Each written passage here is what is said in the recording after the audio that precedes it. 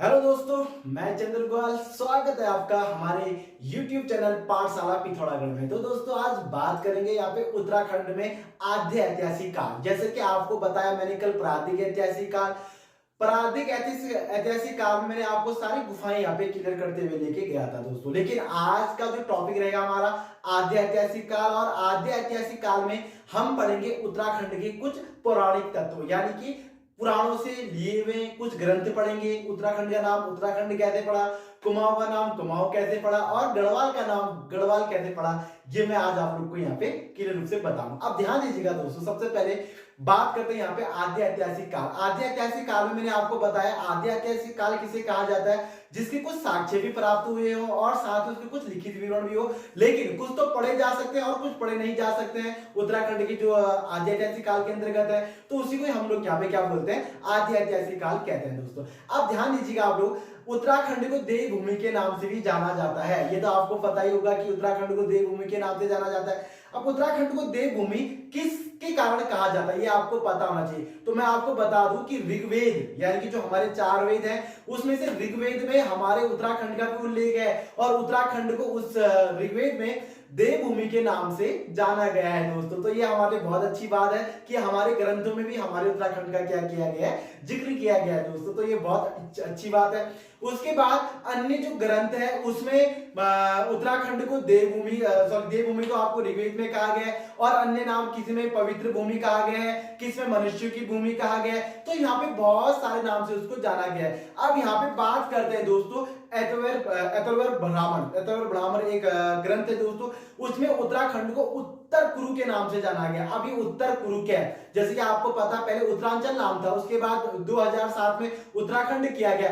उत्तर कुरु से ही उत्तराखंड बना हुआ है। उत्तर से हो गया उत्तर क्षेत्र और कुरु से हो गया क्षेत्र, यानी कि उत्तर कुरु से ही हमारा नाम क्या रखा गया, यहाँ पे उत्तराखंड रखा गया है दोस्तों। अब ध्यान दीजिएगा आप लोग, उत्तर कुरु में उत्तराखंड को रखा तो गया है, लेकिन यहाँ पे एक बात ये आती है कि उत्तर कुरु के अंतर्गत 2 खंडों में उत्तराखंड को रखा गया है। एक तो है मानस खंड और एक है आपका केदार खंड दोस्तों।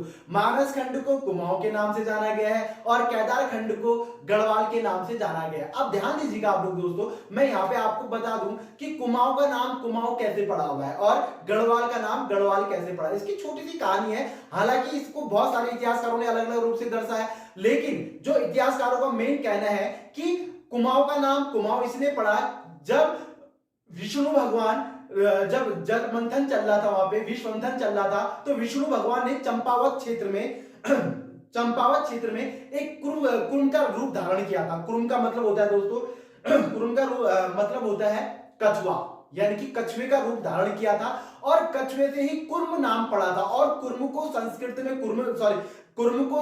कुर्म कहा जाता है, और हिंदी में उसका नाम क्या पड़ गया, कुमाऊं पड़ गया, और कुर्म का अर्थ होता है कछुआ। तो इसलिए कुर्म से कुमाऊं पड़ा, और कुमाऊं से हमारा कुमाऊं मंडल के नाम से जाना गया दोस्तों। उसके बाद बात करते हैं यहाँ पे गढ़वाल की। तो गढ़वाल की यहाँ पे बहुत अलग अलग रूप से इसको साक्ष्य दिए गए दोस्तों। जैसे कि कई कहे थे कि किसी ऋषि मुनियों ने क्या कहते, गढ़ों को अपने गढ़ों के हिसाब से वो रहते थे, कई राजा अपने गढ़ों के अकॉर्डिंग रहते थे, तो इसलिए इसको गढ़वाल के नाम से जाना गया। लेकिन इसका मुख्य तथ्य कहता है कि जो गढ़वाल के राजा थे अजयपाल ने 52 गढ़ों को जीता था दोस्तों। कितने गढ़ों को जीता था, 52 गढ़ों को जीता था, और उन्हीं 52 गढ़ों को एकत्रित करके, यानी कि उन 52 गढ़ों को एक नाम दिया गया, जिसका नाम दिया गया गढ़वाल। तो ये था एक इसका इतिहास दोस्तों। तो हम ये कह सकते हैं कि गढ़वाल का नाम अजयपाल के अंतर्गत 52 गढ़ों को जीतने के बाद गढ़वाल रखा गया। कुमाऊं का नाम विष्णु भगवान ने कुर्म का रूप धारण करने से उसका नाम कुमाऊं रखा गया। तो ये थे दोस्तों हमारे मानस खंड और केदार खंड के नाम, यानी कि गढ़वाल और कुमाऊं।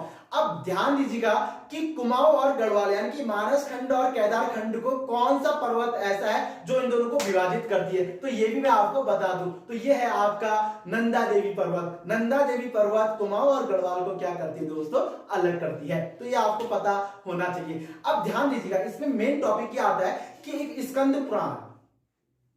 पुराणों में पूरी भगवानों के बारे में जो बताया गया, उसमें बताया गया कि भगवानों को भगवानों का जो स्वर्ग था, यानी कि जो उनका जो रहने का जो स्थानांतरित जो जगह था, उनको 5 भागों में रखा गया है दोस्तों। ये जानिए, बहुत इंपॉर्टेंट है कि उनको 5 भागों में रखा गया है। पहला तो है आपका नेपाल खंड, उसके बाद है जालंधर खंड, उसके बाद है कश्मीर खंड, उसके बाद है मानस खंड और उसके बाद है हमारा केदार खंड। यानी कि इतने खंडों में हमारे उत्तराखंड के 2 खंड इसमें आए हुए हैं, जिनका नाम मानस खंड और केदार खंड है। कहा जाता है दोस्तों कि जब यहाँ पे रहने के बाद जो वो स्वर्ग को पधार रहे थे, तो उन्होंने जो जगह मापी थी वो केदार खंड और मानस खंड को सबसे ज्यादा इंपॉर्टेंट माना था, और उन्हीं के अंतर्गत वो यहाँ से चलते हुए स्वर्ग को पधार चुके थे दोस्तों। तो ये था आज का हमारा आद्य ऐतिहासिक काल के कुछ इंपॉर्टेंट फैक्ट, ये मैंने आपको यहाँ पे बता दिया है। अब यहाँ पे बात करेंगे कि हमारे गढ़वाल के अंतर्गत क्या क्या हुआ था और कुमाऊं के अंदर क्या क्या हुआ था। उनकी तिथि मैं आपको नेक्स्ट वीडियो में क्लियर करते हुए लेके चलूंगा। और दोस्तों, आप लोगों से फिर मेरा रिक्वेस्ट है कि आप लोग हमारे चैनल को कंटिन्यू देखिएगा।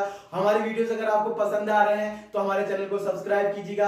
आपको अगर आप हमारे चैनल को सब्सक्राइब करते हैं तो दोस्तों हमको थोड़ा सा हम मोटिवेट हो जाते हैं और अच्छा से अच्छा मेहनत करके आपको बेटर से बेटर वीडियो देने की कोशिश करते हैं। तो इसी के अकॉर्डिंग आप हमारे चैनल को सब्सक्राइब कीजिएगा। जय हिंद, जय भारत, जय उत्तराखंड।